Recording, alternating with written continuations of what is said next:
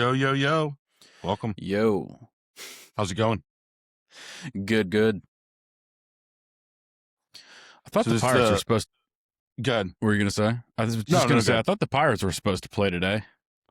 No, they're off today, and they start a series tomorrow against the Dodgers. Tomorrow, Paul Skenes starts. I'm not sure who's starting for the Dodgers tomorrow. And Shohei Ohtani's supposed to start on Wednesday. So what's your thoughts on that for the upcoming Pirates series? I'm going to tell you right now that I think that they should be having Skenes and Ohtani pitching on the same day.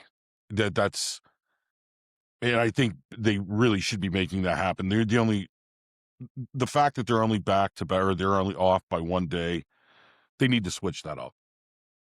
Yeah, for the dramatics of it. I mean, if he goes out there and beats the Dodgers while Ohtani's starting, I mean, that just adds to, because they're at home, right? Yeah.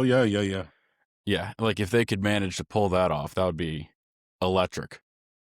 Yeah, I can only imagine what the ballpark would look like Yeah. if you got, that kind of game. They didn't get the game last year wherever. It wasn't a doubleheader or something like that where Skenes pitched the first game and Tarek Skubal pitched the second game.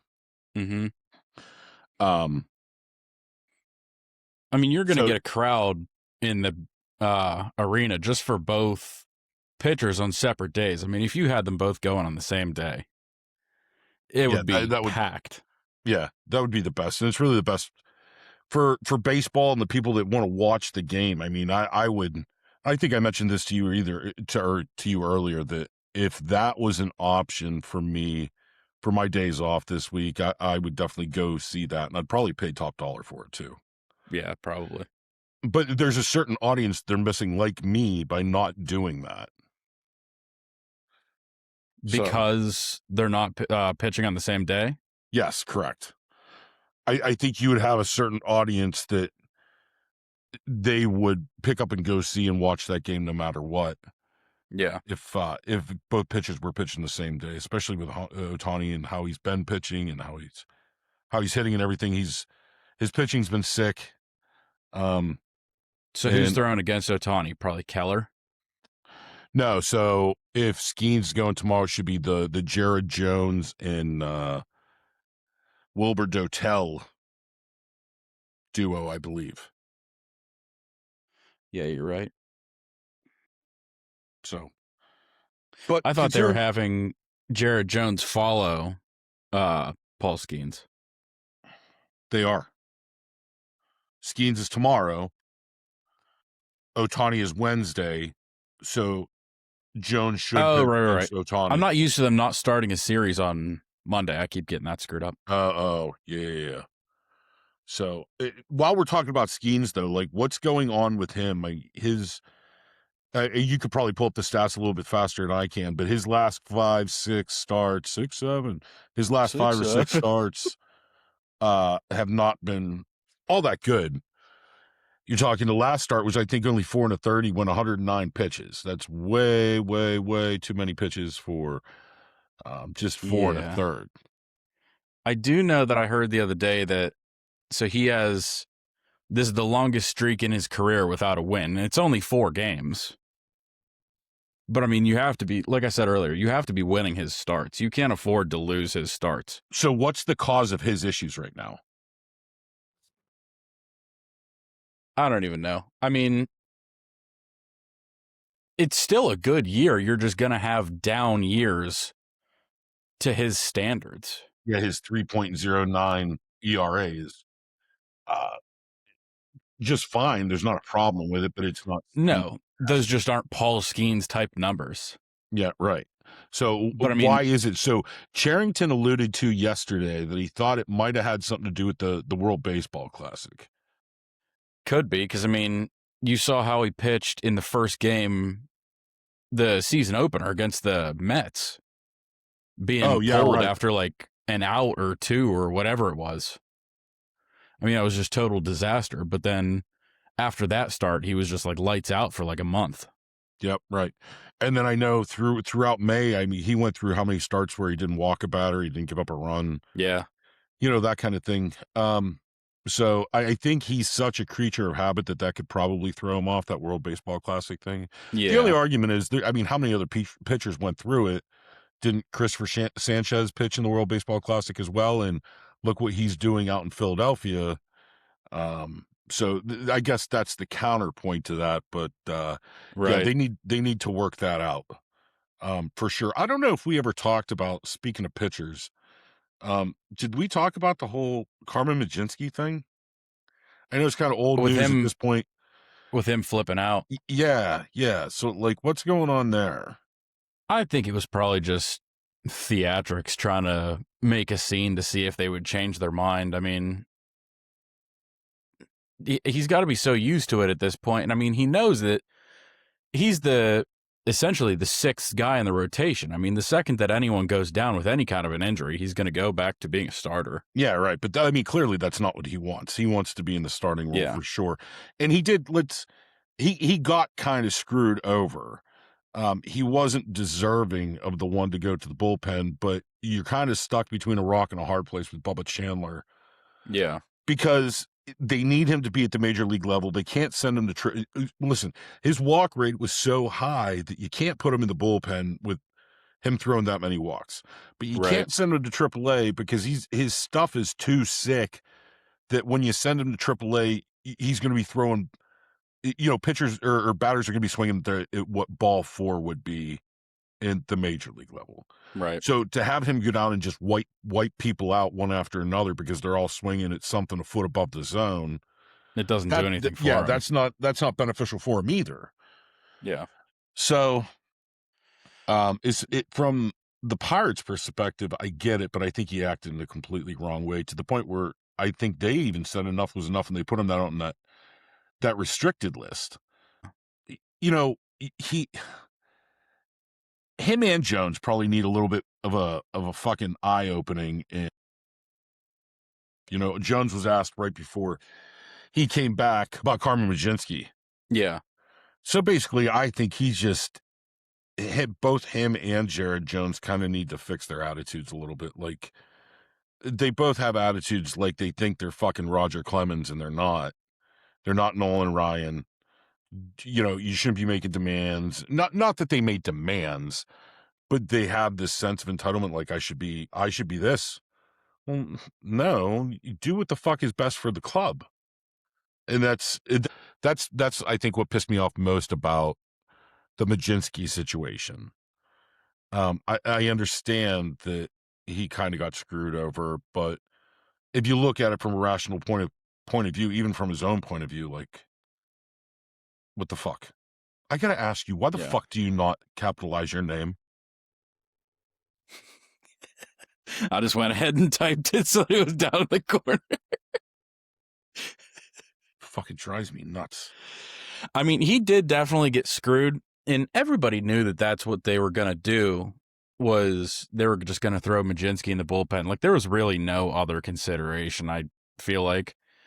But if I had it my way, I would just kind of look at it. What I would have done is kind of give Jared Jones like an extended rehab mission, but in the bullpen. Just have him going like, I don't know, 2 or 3 innings at a time. But they have a harder time monitoring his recovery and that kind of thing coming from the bullpen. This way, if he's in a starting rotation, they can monitor, okay, well, he only pitches every 5 days minus his bullpen sessions and this and that. Oh, yeah. And it's easier for them to track versus, well, he's got to pitch 2 nights in a row, then have a day off, then pitch another night, then have 3 days off, then pitch 3 in a row, that kind of thing. So, like, if he's only pitching once a week, it's real easy to limit his innings and kind of track what he's doing. Yeah, right. So that's the reason that they have him in the starting rotation, which I agree with. But the day that it was him and Mlodzinski, that's what it was. It was him and Mlodzinski, not him and whoever I said earlier. That worked really well. It worked for both of them. I thought Jones was really good. And that was Friday night against the Braves. Yeah. I thought Jones was good, and I thought Mlodzinski was just as good. No, it could have been Friday. It could have been Thursday. No, because they got swept by the Braves. Yeah, was it still the Twins? Yeah, maybe, or not the Twins, the Astros. Yeah, he pitched in Houston. That's it. Yeah, I think that's right. Yeah, because he got a win from that, so it could have been the Braves. Yeah. All right. Yeah, I mean, his second start was definitely a lot better than his first, which I didn't expect him to come out and be like totally lights out in his first first start. But it was nice just seeing him like improve. Yeah, his first start, I really didn't expect much from, and then the fact that he only went 4 or 5 innings or whatever it was and give up 4 or 5 runs, 6, 7. I think it was probably pretty good. Yeah, I think he got his ERA down to, I want to say it's around like a 4.5 or some shit right now. So you mentioned something to me about a trade proposal that you heard. I heard the same thing too. It was from ESPN. One. Yep, where they proposed a trade. Not that it was actually proposed, but one of their writers or whatever proposed a trade. Yeah, would be the Pirates would get, and obviously we're a Pittsburgh based podcast, so we're probably going to talk mostly about Pittsburgh sports. Just so you know, I'm sure we'll touch on some of the topics, such as like the NBA finals going on in the NHL. Is that still going on? The NHL finals? Yes. Or is it over? I don't know. I have no idea what it is. Okay, so Vegas leads the series 2-1. They play a game tomorrow at 8. Oh, okay. All right, good. And then for the NBA finals, I know the Knicks are up 2-0, but they're in game 3's on right now. They're at halftime. In San Antonio? No, they're in New York. Oh. Who's winning that one? The Knicks are up 64-57 right now. Oh, all right. So, yeah, there's that. And we talked about the Tarek Skubal thing. So the offer was that the Pirates would get Tarek Skubal, and in return, they would give back Johansson Garcia, Jared Jones, and some kind of a compensation draft pick. Yeah, some kind of a draft pick. So what's your thoughts on that? That the Tigers would be absolute morons to go and accept that trade. The Tigers would be? Yeah. Well, listen, he's on the final year of his deal.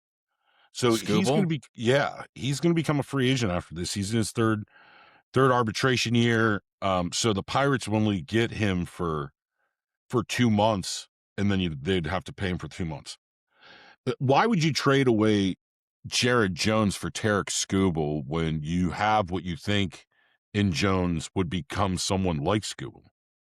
Well, and also you're not signing Tarek Skubal to a long-term contract. Correct. Not only would they just not do it because they already have Skenes, but they just can't afford it. Yeah, no, they can't afford it. Let's fucking bury that. They can afford it. They just won't afford it. Right. So, no, there's no way for me, even if it was longer than just the 2-month rental, I'd say no, thank you. He's currently on the injured list right now, isn't he? Skubal? Yeah, he was. Does he have an issue with his arm or something? Some kind of elbow injury, but like it wasn't Tommy John. There was just no return date to whenever he got injured. I think they said maybe up to like 3 months or something like that, but yeah. So you're going to give up all that for someone who may have an arm injury? Yeah, right. For an injured pitcher who you're only going to have for the rest of the season. Yeah, and that's providing you get it sometime in July. They just need to work on make sure they get bullpen arms, and they need to start getting bullpen arms soon. I want them to go and trade and get Aroldis Chapman back. Yeah, that would be probably the top one I could think of. Yeah. Not that I know a ton about fucking middle relievers all over the National and American leagues. Right. But Aroldis Chapman would be one of them, and that's kind of where they need help. They have a couple guys in the bullpen like Sisk and Isaac Matson. They've done all right, but they need bullpen arms badly. Yeah. And Mitch Keller, I don't know what's going on with him. I have a feeling he's tipping his pitches. He's getting so far into a game, and then all of a sudden, he's getting rocked. It's like you and I playing fucking baseball, dude. Like every time we play something, the other team, Yard is fucking just squaring up the ball. Like Skenes for me looks like he's running out of gas. Mitch Keller, I feel like he's tipping his pitches or something like that, or that they have such a game plan in place that is a repetitive thing that the other teams are finding the second and third time through the order, they're, the Pirates and Mitch Keller and whoever his battery mate is happen to be doing something that is just totally giving it away. Because I think Mitch Keller is better than that too. I mean, at this point, he's just, aging. I mean, what has he got to be? Like mid-30s, I would guess by now? 33, 34, something like that? I don't know. Hey, Siri, how old is Mitch Keller? Mitch Keller is 30 years old. That's it? Yep. I don't know. I mean, he's been like Dr. Consistency for years on end now. Like every year, game in and game out, you're going to get, 6-7 innings out of him with, 3 earned runs. He'd always have a, 3.5 to 4.5 ERA by the end of the year, but it was consistent throughout the whole year. I mean, second half of the season, it always seemed like that was whenever he started, lobbing more pitches and getting tired, and that's whenever he started getting rocked. This year, it just seems to be starting a whole lot earlier for him. Yeah, I don't know why, but I mean, he can't continue on this pace either. And no, he's one of the pitchers that the Pirates really need if they're going to make any kind of a run this year. Is those starting pitchers, that 1, 2, and 3, they need to be solid inside and out, especially with Keller and Skenes. The Pirates only go as far as those guys go in long term. Right. I mean, you see him winning, 7-5 games now, but they can't sustain that kind of an offense. Yeah. So at least not game in and game out. No. I mean, we've said for years now that I'm really tired of losing games 2-1, 1-0, 3-1. Now they're going to be all blown saves, and we're going to all lose them, 11-9 in the ninth inning. Like they're like top 5 in the league and, like hits, average, and runs, but the pitching isn't worth a shit. Yeah, right. I mean, even like I said, even with Skenes starts, like you have to win those games. Like you can't be losing his starts. Yeah, no, right. So what'd you think about, last thing for the Pirates here, just real quick, what did you think about Chandler's last quote unquote start? Which would have been yesterday. His didn't look too bad, did it? I mean, the walks were down. Yes. So I know that I was going to talk about with Skenes too, is so with Chandler, the walks were down. I think he only had 1 walk, or he may not even have had any walks. 2 walks. I'm looking at it. He went 5 1/3, 1 hit, 2 earned runs, 2 walks, 7 strikeouts. They should have pulled him after the 6th inning and not let him go into the 7th. Yeah, they shouldn't have let him start the 6th. Yeah. How many strikeouts did you say you had? 7. Yeah, they should have definitely pulled him after that. I thought in the moment, I thought it was not a great idea, but then I was like, all right, well, I kind of get why they're putting him back out there. But then boom, boom, boom, all of a sudden base loaded. Then, everything goes downhill from there. Which to wrap things up, I don't think the Pirates played poorly over the weekend. I just think that they fucking ran into a team that's quite a bit better than them. Yeah. Pitching and hitting. I mean, they just fucking... The Braves could just hit the ball over the yard. It doesn't really matter who's pitching. Yeah, I mean, they've just been one of the top teams in the entire league for the whole season so far. So that was that. They got swept by the Braves. Now they're going to come up and play the Dodgers in the next 3. So I have a little bit better of a feeling about that. Pirates seem like they have the Dodgers number a little bit more often than what they would have the Braves number. And hopefully we can get a day where Henry, what the fuck is his name? Davis. Hank Davis. Hank Davis gets 2 more homers off of Shohei Ohtani. Yard. Yeah, I mean, I want to get off baseball here in a second, but I'm like surprised by how good he's been pitching, coming off of his injury, Ohtani, the last couple years. And I mean, I think he's only got like a .74 ERA or some shit like that. It's something insanely sick. I mean, the way that guy can hit, it's unbelievable how he can pitch like that with the velocity and the control. Like, he's just a freak of nature. He's probably going to go down as one of the best, if not the best, probably baseball player ever. I think he's probably already there. Yeah, probably pretty close to it, yeah. I mean, he has to just play longer. And I mean, eventually they're probably going to work him out of the pitching role and just have him be like a DH or something. But yeah, not anytime soon, it doesn't look like. No. Nope, not at all. Was there something else specific you wanted to talk about? Yeah, I seen this article this morning whenever I was at work. Some lawsuit, and I briefly told you this because we were talking about how they're doing the White House fight for the UFC this weekend on Sunday. Yeah. Some lawsuit, and I don't get it because it's so far above my head. But there's some lawsuit saying that they're trying to get the fights canceled because it goes against national park regulations, stating that federal grounds aren't allowed to hold sporting events. Who gives a fuck? And, like, people have too much fucking time on their hands to give that much of a shit. Yeah. If somebody wants to hold a fucking wrestling event on the White House lawn. Yeah.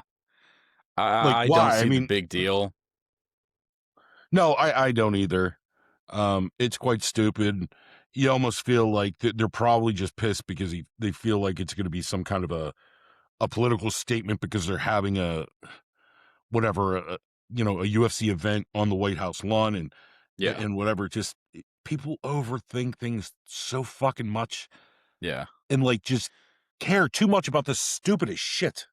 Yeah. Like they're saying that it's an unlawful use of federal grounds. And I'm like, who fucking cares? It's going to sit there and do nothing anyway. Right. Like, just hold the event. Nobody gives a shit. Yeah. Like it's a one-time thing. It's not like it's a permanent structure. Yeah. That's just dumb to me. It is. There's no point in it though.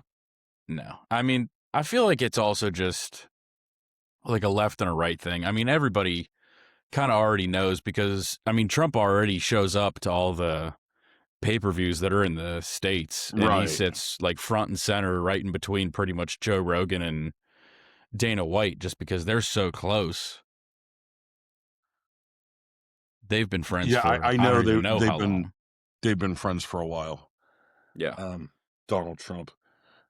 So what does Donald Trump and a buffalo, is it a buffalo? And a buffalo and a Bangladesh zoo have in common? What?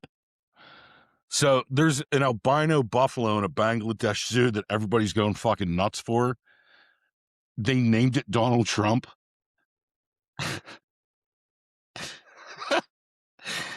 And they named it Donald Trump because this albino buffalo has a tuft of hair right here that looks like fucking Trump's hair. And these motherfuckers are flocking. So I read the story. This thing was supposed to be fucking, it was supposed to be slaughtered. It was supposed to be slaughtered for it should have been like it was supposed to be a religious sacrifice. Then when they realized like it was an albino and how much it looked like Donald Trump, instead the government goes, let's put it in a zoo. And all these fucking people, all these fucking people from around Bangladesh are like coming and they're fucking lined up like 10 people deep to see this fucking buffalo. I just thought it was weird how they have an albino buffalo named Donald Trump, basically. I just thought where at in fucking Bangladesh. So I did see a picture of the buffalo too. It's pretty fucking funny how the hair does resemble Donald Trump's hair. Really? Yeah, and I don't know if I mentioned this. I'm sure I did, but they did name the buffalo Donald Trump. Yeah, it doesn't sound like they're very big of fans. No, not at all. Do you know? What was that? Good. I was just gonna say, what was that show that he used to watch it all the time? Some TV show that he used to be on, or he was like a host. Trump was. Oh, The Apprentice. Yes. Is that like Is that how he was first known? Like, oh God, no, he was known way, way, way, way, really? way before that. See, I have no idea. I mean, his fame goes back to the 80s. Yeah, I figured that's like when The Apprentice was. No, The Apprentice probably would have been. I literally know nothing about it. The late 90s, 2000s would have been The Apprentice. And The Apprentice was a show where, they had a bunch of people come on and do different business tasks and projects and challenges. And throughout the show, they would eliminate somebody each week who didn't live up to his quote unquote standards. And whenever they didn't live up to him and he wanted to get rid of them, his quote was, "You're fired." Kind of like "You're fired." The Vince McMahon, "You're fired." Yeah, that's right. Oh, that was a good one. You did that good. While we're on here, you got to do fucking Joe Swanson at some point or another. Okay. I'll just sneak it in sometime when we're not expecting it. Yeah, that sounds good. Anybody want half a Mounds bar? You want half a Mounds bar? This is what Abby always has. So just so everybody knows, too, they occasionally might see and hear from Ken Dog and Abby, who Abby's not here. Ken Dog is there. And I actually have a question that Ken Dog might have some input on. So okay. I was reading something else. Do you know what a uniboob is? A uniboob? No. Yes. You never heard of a uniboob? Uh-uh. Yeah, I've never heard of a uniboob either. So a uniboob is basically where your two babs are your two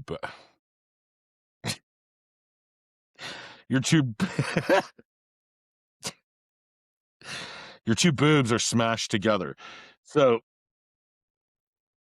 it's a real fucking thing.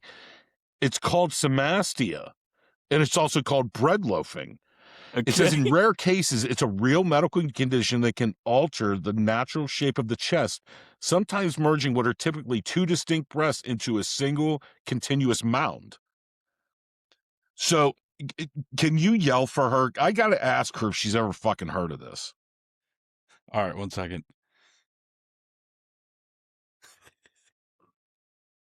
I'm just saying.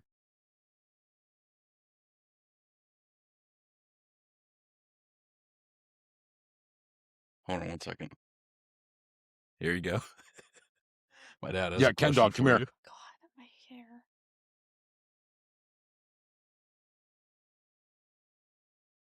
What? Hi, make sure you say hi to everybody. Hi. Yeah, make sure you point to that motherfucker right back there. You see him right back there?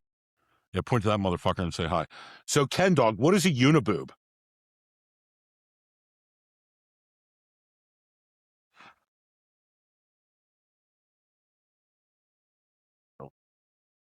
Is it a myth or is it a real thing? Have you ever heard of this? I mean, I would assume that a uniboob is just like a girl's boobs who are just like so like not stuck together, but like so close together that it just looks like she has one big titty.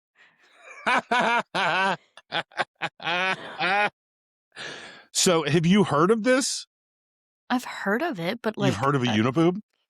Yeah. Okay, because I've never even heard the fucking term before. I was telling Kyle, it's something legitimate called somastia. It's also called bread loafing. So in rare cases, it's a real medical condition that can alter the natural shape of a chest, sometimes merging what are typically two distinct breasts into a single continuous mound. So your titties can actually form into one breast. And that's a real thing. Why did this come up in conversation? Because I saw it and I thought it was fucking weird. And I never heard of it before, so I had to make a note to see if anybody's ever fucking heard of this thing. Somastia is what it's called. Some nasty? Somastia. Oh, they said some nasty. Yeah, it is kind of something nasty, too. Somastia, Symmastia, also called bread loafing. Bread loafing? What the hell? Because you get fucking loaves of bread that'll just fucking mash themselves together and make one giant loaf. I presume that's what it is. Okay, I'm done with this conversation. All right. Okay, fine. Did you get what you were looking for on uniboobs? Well, I guess so. I mean, as best as I was going to get. So I brought up The Apprentice, and for no particular reason other than I was just thinking about it right now. So you love Seinfeld. Oh, yeah. And I cannot stop rewatching The Big Bang Theory just time and time again. Oh, yeah. I mean, do you take the time to watch it episode after episode from the beginning? Oh, to end? Yeah. Oh, yeah. I mean, I will say it was always a good television show. The Big Bang. See, that's my favorite. And pretty much anything that Chuck Lorre makes, I feel like is just hit after hit. So you like 2.5 Men as well? I think that's another Chuck Lorre thing. Yeah. See, that one was like a little bit older, but I just started like recently kind of getting into it. Because I had watched a podcast with Charlie Sheen just talking about it and whatnot. I started seeing 2.5 Men clips on TikTok and whatnot. Mm-hmm. So I started watching it. I didn't get very far. Yeah, I was never a big 2.5 Men. I've watched a couple episodes, and some of them are kind of funny. Just for whatever reason, I never got into that. Really? Yeah, no.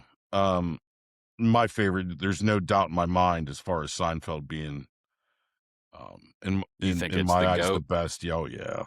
Yeah. You know, it's funny, when Seinfeld was out in the 90s, never watched it. I couldn't stand it. Really? Yeah, I didn't start watching Seinfeld until after they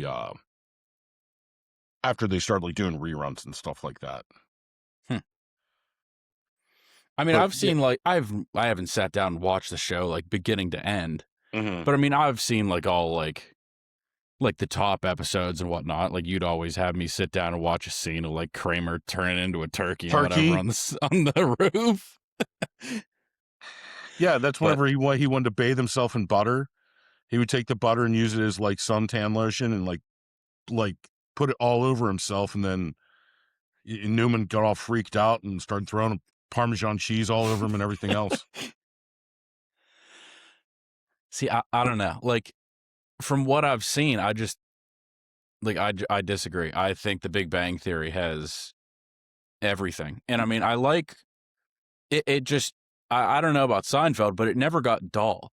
I feel like it did at one point, because I mean, sitcoms and TV shows like that in general, they don't really have a storyline that they follow. I mean, like, they continue, but it's not like the next episode begins with previously on yada yada. Yeah, so they don't do that very often. I mean, sometimes, Seinfeld would do it a little bit because they had for example, they had the storyline of George and Jerry creating the episode for Seinfeld for NBC.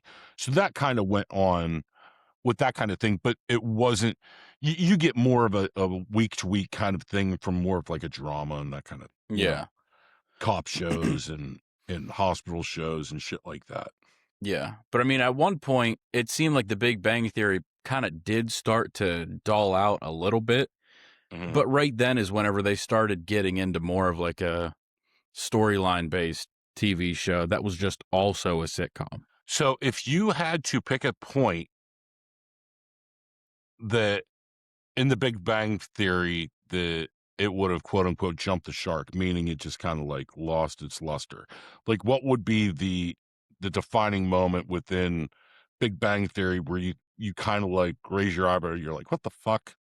For me, it's probably whenever dude goes to the moon. That early. I mean, that wasn't. How many seasons they do? 12.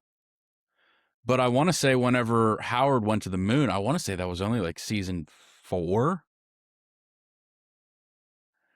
Now I can't think of when this would be. Honestly, probably around like season like 6 or 7. 6, 7. Maybe a little bit later, like 8. I'm not sure, but because Sheldon's character was always just like, hated change. Like his whole life was based around like a schedule and everything was, like there was a format. Yes, and right. A lot of different things started happening, and so then he ran away for like a summer, and that's how they ended one of the seasons. Was Sheldon running away? Yeah, he just hopped on a train and he like left for a couple months. Oh, okay. But then whenever he came back, whatever the time was, whenever Penny's character ended up like shaving her head, like she had like the Ellen DeGeneres haircut. What? Really? Yeah. Yeah, she did that for like a season, and that's how they started the next season. Sheldon finally came back because he was like ready for everything to go back to normal. He's seen Penny cut her hair. He was like, And I he can't do fucking this. left I'm leaving. again. Yeah, I'm leaving. That is kind of funny. What other sitcoms would you say are probably up there? Oh, God. The Ranch wasn't a sitcom, was it? Yeah, No. the Ranch would be considered a sitcom. Even though it didn't have like the... Did it like have a live the... studio audience or anything? Yeah. No, but I think it would still be considered a sitcom. Okay. Pretty much, I would imagine that almost any kind of... Not necessarily that any comedy show is considered a sitcom, but you can kind of just tell. Like The Ranch, I don't think it had, like you said, like that live audience laughter in the background, but it was just set up like a sitcom. Yeah, kind of. I think that's really what it was designed to be. Short episodes, 30 minutes long. Yeah. It did have a continuous storyline that went with, which I actually thought was kind of good. I did like the storyline on The Ranch. Yeah. That was a really, really good show, The Ranch was. Anything Sam Elliott is in is fucking just awesome. Mm-hmm. Which, I mean, I haven't watched a lot of the Sam Elliott stuff. Like, you've watched all the new, what's it called? Like the Yellowstones and all those side stories that he's been in. Sam Elliott was most recently in Landman, season 2 of Landman, which great fucking show. And also, if nobody's started tuning in to watch Dutton Ranch yet, watch it. Dutton Ranch is fucking... I'll get into those shows probably like in 10 years whenever nobody else is talking about them anymore. Listen, I mean, that's kind of how I was with Yellowstone. It took me, a while to get to that party. But once I was there, I was hooked. Really? And Yellowstone's a really, really good show. And this is kind of continuing off of that. Mm-hmm. And the first episode of Dutton Ranch, within the first 10 minutes, will have you on, the edge of your seat. It's really, really good. So currently one of my favorites, Dutton Ranch. Just got done watching Euphoria of all things, which is kind of fucking odd, but all right, whatever. A good show. That's another one that I just couldn't find the interest in it. No, it believe it or not, it was a good show. This season was kind of stupid. This is the last season, at least. I don't know that for sure, but the way they kind of set it up seems like it's going to be the last season. I think they crowbarred in too much fucking sex into it. Some of the episodes, I would sit here with my fucking door wide open. It sounded just like straight up porn, and I'm like, oh my god, I got to turn this shit down. My neighbor's going to think I'm fucking like whacking it and everything else. I didn't even know until just recently. I don't remember why I was looking it up. Like just the other day, I had no idea that like Zendaya, is that her name, was the main chick. Yeah. I don't know her. Of course, it's me personally. I don't know what she does outside of that. I know she has some kind of fame. Is she a singer or something? Or I think she was a singer. Yeah. Oh, okay. She does a great job. An actor now, but I think that's kind of how she like got her name, she was a singer. Her role, the role that she played, I think she was probably the best actor in it. Or really? She was my favorite character for sure. Yeah, it was a good show. The last season was good. I had certain favorite characters in the last season, but I think it was a little bit too over the top, and they kind of ended everything like. Yeah, I won't spoil anything in case anybody hasn't watched it yet, but at the end of the last episode, you're like, all right, this is done. Yeah. Like it's just one of those things where there's just no chance of a comeback. Mm-hmm. No. I don't think so. No. Well, no, for sure. So there's a couple people die, and there's no way they're going to do it without some of the characters they killed off. It's funny whenever you show. It's another good show. Take the time out to watch it. Yeah. Good. It was funny whenever you said, what was it? Dutton Ranch was just one of those things that it just had you on the edge of your seat, like from the very beginning. Because that's like my number one. Like I have to be hooked really in the first like 5 or 10 minutes. But if I get through the first whole episode of a show and I'm not like dying to see what's next, I'll completely put it off. Yeah, and you know what? You know what was like that for me was Breaking Bad. Same. Breaking Bad was like the big one. Fucking amazing show. I love that show. Mm-hmm. But it took me seriously, like I had to swallow getting through the first 3 episodes. I don't know why it wasn't just getting to me. But once you kind of got through those first 2, 3, 4 episodes, it was just, I mean, the rest of the fucking show is just primo, and you're definitely hooked after that. Yeah. That was like the big point that I was like getting to make, is that show specifically, like I probably watched the first episode of that show like 4 times before I was ever like, all right, I just need to like stomach the second episode. And then probably by the third one or so, I was like, all right, this is awesome. Yeah. I was kind of the same way. When he really started getting into like the Heisenberg character versus like, Walter the chemist. White. Yeah. Once he got the hat and he started turning into Heisenberg, he was the bald guy with the mustache and the fucking fedora. He was just a total badass. Then it was like, all right, I'm hooked. Yeah, you knew. I didn't like how they ended it though. Like it just seemed so premature. I wasn't crazy about the ending either. From what I understood, like I think they had like their budget was cut, so they just didn't have like the time or the money in order to give it like a proper ending. Is that right? It seemed like they were almost like in the middle of a season, and then someone just walked in the door and was like, all right, like end this shit. Because it was like, I know it was shorter than a typical season, and I mean, it was on such like a good climb, and then all of a sudden it was just like the last episode, they ended everything just like right on the spot. Like there were storylines between all these different characters that were like, all right, this guy killed him, this guy killed him, this guy killed him, and then spoiler, Walter just falls over and fucking dies out of literally nowhere. Yeah, right. Well, another good one though is for sure. was Breaking Bad. So, and go ahead.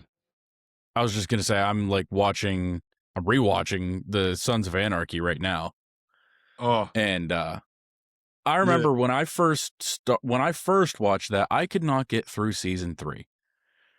Like whenever they go to Ireland and do all that crap, because the Irish dude takes Abel and goes to Belfast or whatever.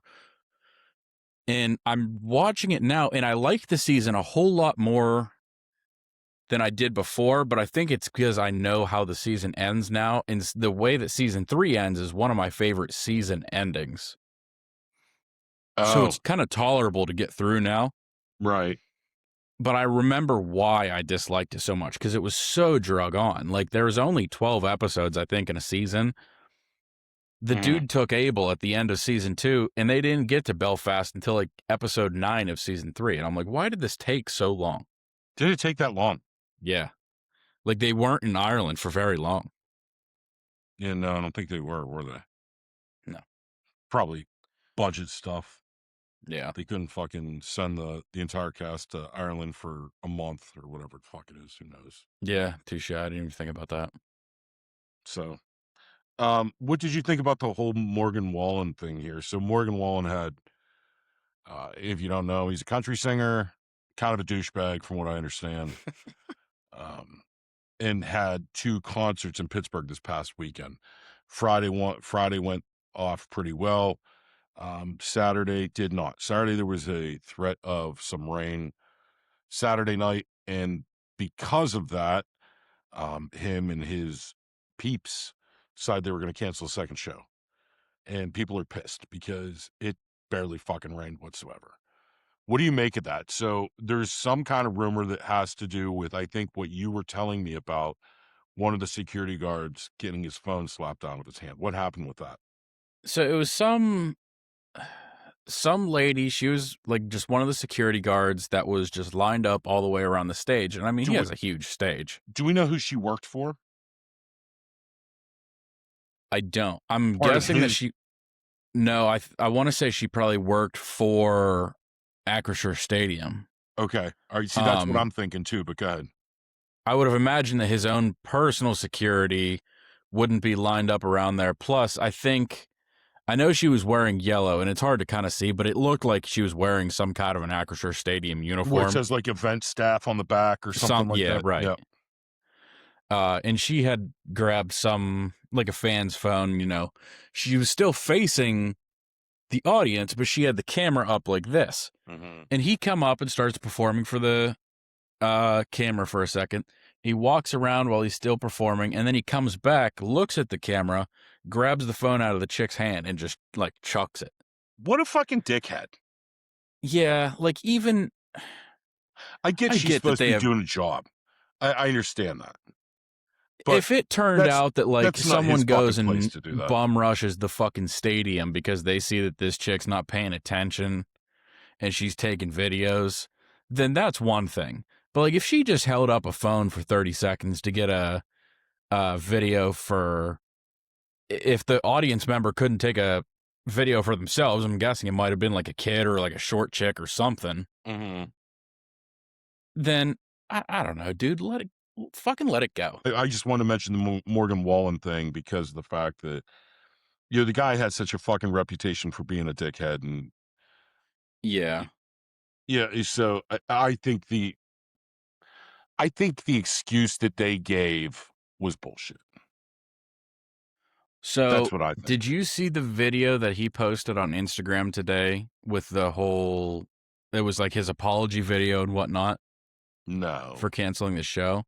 No. So it's kind of a disaster because it's a video where he's like, you know, it was a decision that my team made me aware of, that there was supposed to be some rough winds in the Pittsburgh area. And he was like, although other parts of Pennsylvania got the weather, he was like, I understand that Pittsburgh didn't get any weather. And I'm like, it sounded so rehearsed.